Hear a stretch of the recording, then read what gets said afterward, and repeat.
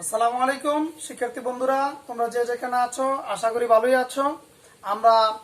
আমিও আল্লাহর খাস রহমতে ভালো আছি। তবে আমি গত পর্ব 10-এ আমি অপটেটিভ এবং এক্সক্লেমেটরি সেন্টেন্স নিয়ে আলোচনা করেছিলাম। আজকে আমি খুঁটিনাটি কয়েকটি বিষয় নিয়ে আলোচনা করতে চাই। অ্যাড্রেসিং বুঝাতে তোমরা দেখতে পেয়েছো যে বোর্ডে কিছু লেখা আছে, আমি আগে লিখে রেখেছি তোমাদের সুবিধার জন্য। অ্যাড্রেসিং বুঝাতে, প্রিয় শিক্ষার্থী বন্ধুরা খুব মনোযোগ সহকারে লক্ষ্য রাখবে। অ্যাড্রেসিং বুঝাতে এখন অনেক শিক্ষার্থীরা প্রশ্ন করে, স্যার কিভাবে বুঝবো অ্যাড্রেসিং যে বুঝাইছে। অর্থাৎ যেমন আমি বললাম যে মা আমাকে এক গ্লাস পানি দাও, বন্ধুরা আমাকে তোমরা ভালোভাবে সাহায্য করবে, এইভাবে। অর্থাৎ এই অ্যাড্রেসিং এর বেলায় মনে রাখবে যে এখানে একটা কমা থাকবে, অর্থাৎ এটাকে ভোকেটিভ কেস বলা হয়, এটার পরে একটা কমা থাকবে। তো এখন দেখো, প্রথমে আনতে হবে অ্যাড্রেসিং, যাকে সম্বোধন করা হয় তার অবজেক্টিভ কেস প্লাস এস, যে হিসাবে সম্বোধন করা হয় তা, এবং বাকি অংশ আগের মতো সাজাতে হবে। প্রিয় শিক্ষার্থী বন্ধুরা, অ্যাড্রেসিং বুঝাতে মোস্ট ইম্পর্টেন্ট রুল, খুব মনোযোগ দিয়ে শুনবে। অ্যাড্রেসিং বুঝাতে প্রথমে অ্যাড্রেসিং, যাকে সম্বোধন করা হয় তার অবজেক্টিভ কেস প্লাস এস, যে হিসাবে সম্বোধন করা হয় তা, এরপরে বাকি অংশ আগের মতো সাজাতে হবে। আমি সুন্দর করে আবারও বলছি, আমার সাথে সাথে তোমরা কয়েকবার পড়ে নিবে। অ্যাড্রেসিং, যাকে সম্বোধন করা হয় তার অবজেক্টিভ কেস এস, যে হিসাবে সম্বোধন করা হয় তা। আবারও বলছি, অ্যাড্রেসিং, যাকে সম্বোধন করা হয় তার অবজেক্টিভ কেস এস, যে হিসাবে সম্বোধন করা হয় তা। এবার দেখো, হি said to me friends help me. এবার দেখতে পেয়েছো ফ্রেন্ডের পর একটা এস রয়েছে, এটাই সম্বোধন।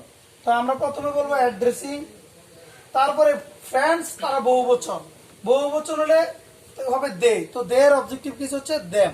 প্রিয় শিক্ষার্থী বন্ধুরা, তোমরা আবারও দেখো, প্রথমে আনিছি অ্যাড্রেসিং, তারপরে ফ্রেন্ডস হচ্ছে বহু বচন মানে দে, দের অবজেক্ট দেম, সূত্র অনুযায়ী এস, এরপরে কি হিসাবে সম্বোধন করছে, ফ্রেন্ড হিসাবে।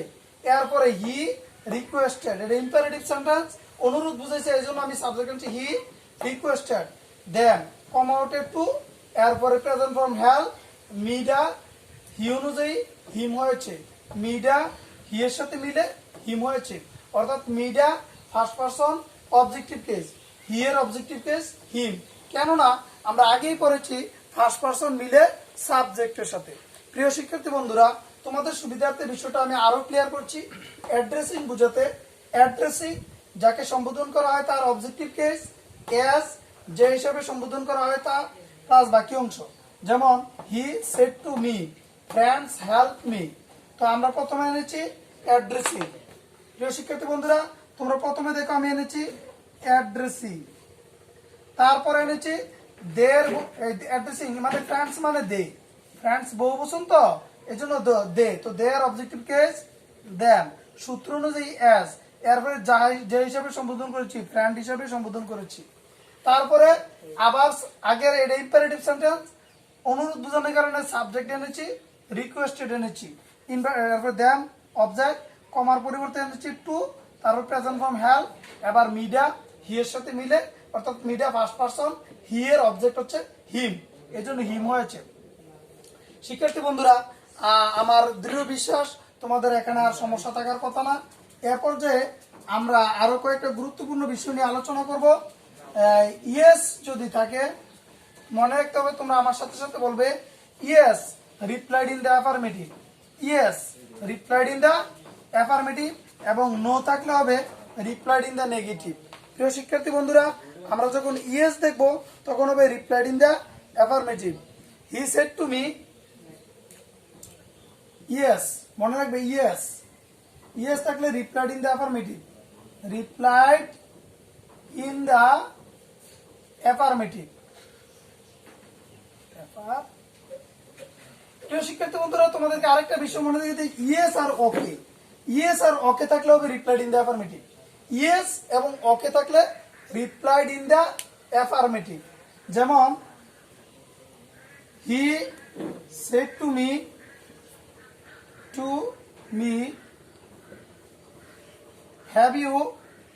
have you eaten rice I said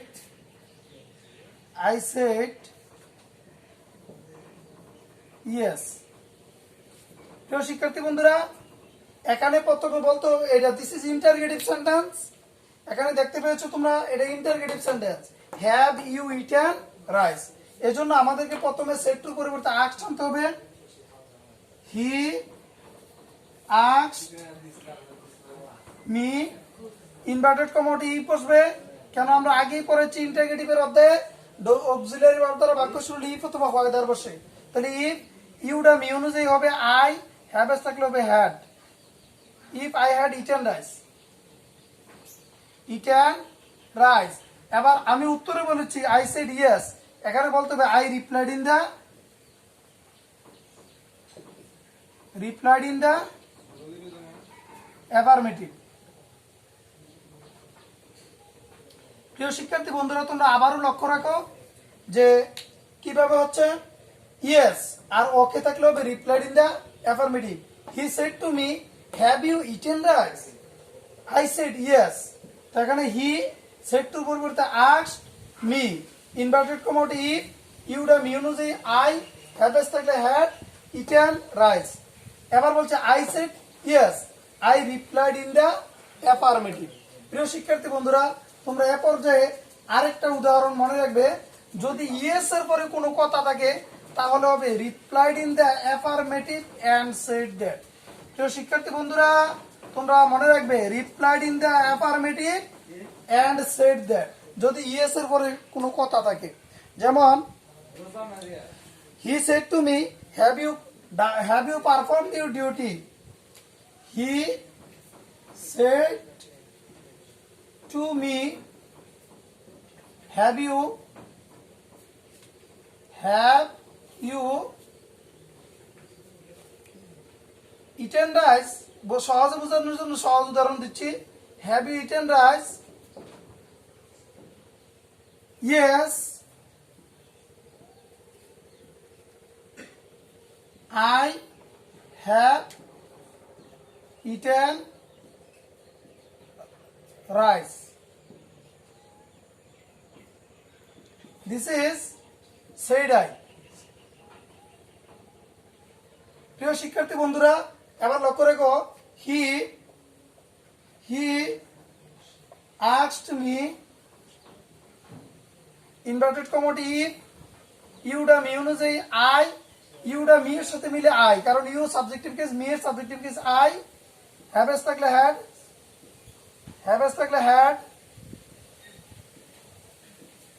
if I had eaten rice।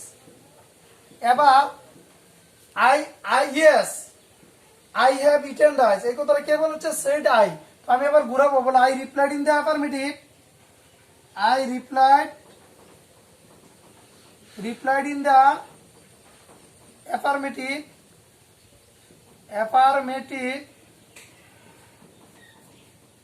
and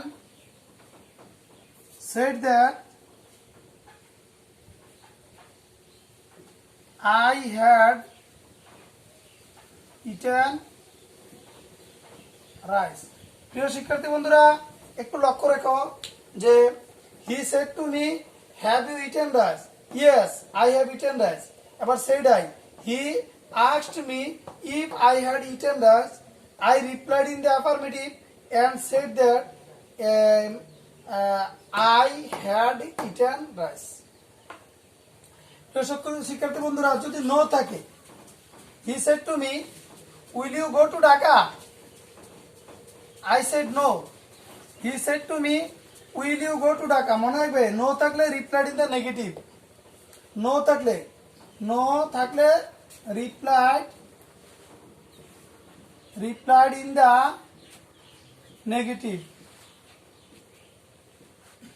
negative. যেমন হি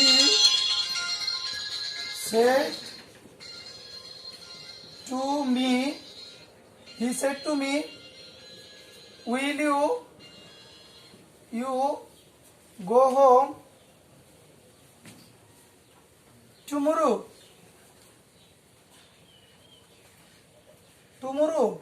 প্রিয় শিক্ষার্থী বন্ধুরা, এবার দেখো হি asked me Will you go home tomorrow? I said no. No. I said no. এবার হবে he asked me if ইউটা me অনুযায়ী I will থাকলে would if I would go home tomorrow থাকলে the next day the